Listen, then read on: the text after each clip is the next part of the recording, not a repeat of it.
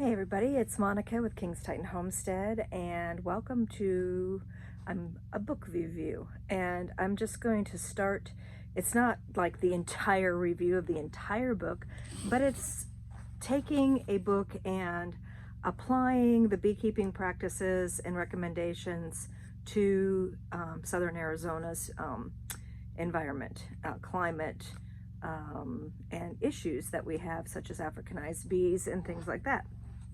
And so I'm just going to start going over the book and then talking about key points that I think are important to share with you. So as I start, before I even begin into researching anything, I always try to find out who the author is. So this book is called Natural Beekeeping, Organic Approaches to Modern Apiculture, Revised and Expanded Edition. And that's because this book came out in 2007 and then was reprinted in 2013. So if you're interested in this book, I'm going to put one of my affiliate links down below. And it was written by Ross Conrad, which if you Google search Ross Conrad, you'll find out that he is a beekeeper in Vermont.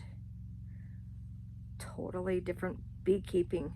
But we want to find out, can we put this natural beekeeping and organic approach to our colonies here in Southern Arizona? And if so, how, and if not, why? Why not? So the first thing I started with was taking a gander at the foreword to the first edition. So remember what I just said. First edition was 2007, and this is just coming out right after the big announcement of colony collapse disorder, which was around 2006. So the foreword was written by Gary Paul Nubhan, and he is a local guy here to Tucson, which is awesome, right? He is a naturalist and he's written multiple books, and he does a lot with the native pollinators, which is totally awesome. And we all want to go and we want to be able to do natural beekeeping. So let's find out a little bit more. So in the foreword, when you're reading it, again, remember when it was written. In the foreword, it says that there are fewer honeybees to be seen today than 150 years ago. And this is because of inadvertent introduction to tracheal and varroa mites in the 1980s, the arrival of Africanized bees, which caused people to be killing them off if they were genetically contaminated, the prevalent and persistent use of agricultural chemicals, and most recently, the so-called colony collapse disorder. And that's where I'm going to stop and talk about. So colony collapse disorder is all of those things. It was like too much for our honeybees. And back then, here in 2007, when Gary wrote that foreword, nobody knew exactly what it was yet.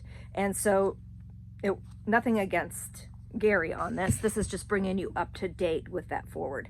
So I'm going to also put you a link down below to a TED Talk done by one of our leading researchers, Dr. Marla Spivak.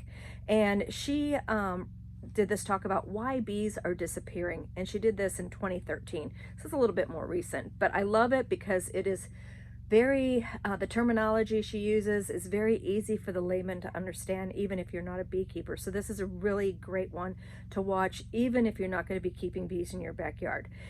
So, colony collapse disorder is basically a bunch of things happening to our bee population. And it is diseases and pests or parasites, such as what Gary mentioned. And it is monoagriculture. It's a flowerless landscape. There's just areas where bees and pollinators don't have a variety available in their diet. But the big thing is pesticides. So give me 1 second here and I'll be right back. Okay, sorry about that. I had data storage was getting too full, so I had to delete some stuff. So anyway, you'll find out that in World War II, we had around 1945, we had about 4.5 million colonies in the United States. In 2007, when Gary's foreword was written, we had 2 million. That's not just because of an introduction in 1980s from mites and things like that. This is because we have a change in our agricultural system. In World War II, after World War II, farming changed. It went from like growing cover crops that were natural fertilizers for us, the nitrogen fixers and things like clover and alfalfa, and it went into synthetic fertilizers. And then it went into herbicides, which started killing off the weeds, which are actually flowering plants in the middle of the aisles and rows, and in the areas where it actually would draw in the pollinators and give them a varied diet. And so basically the crops, you know, it became mono agriculture, one single crop. And then if you think of it, if you go into an area where it's all corn and all soy, that's almost a food desert for our poor pollinators. So you got corn, soy, all the weeds killed down. What's to eat? How can you be healthy if you don't have a varied diet? We can't just, you know, so this is a big thing that we are having, you know, going wrong with our colonies. And so beekeepers, to be told to go back to natural, where you're not treating the mites and you're just trying to raise survivor stock, and you are not going to feed the bees any supplements. It's like telling a human, hey, we're going to throw you in this food desert area of I don't know, like say Detroit, and we're not going to give you any vitamins, and we're not going to give you any food, and we're just going to put you in this barren wasteland. And as your immune system starts to become compromised, we're not going to treat you when you have some kind of illness. That's my comparison on that. So hope you grab this book and follow along, because that's just the forward. And we are going to be going through it, and I'm just going to give you my thoughts on the book Natural Beekeeping. So stay tuned.